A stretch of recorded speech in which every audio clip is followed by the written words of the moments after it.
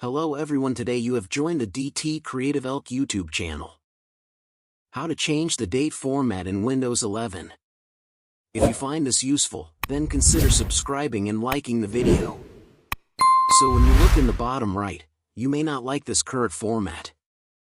You need to go and press search at the bottom and go and type in control panel like so and open it up. Go to the top right and press view by and set large icons and press date and time.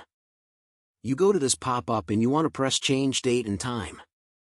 Then go to the bottom left and press change calendar settings.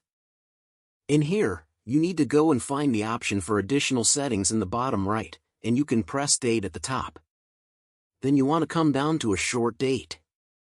Go and change this to your liking. So, for example, I want to have the month, then the date. So therefore what you can do is go and type in and then you can go and change that to DD, press apply like this in the bottom right and it's now gone and changed.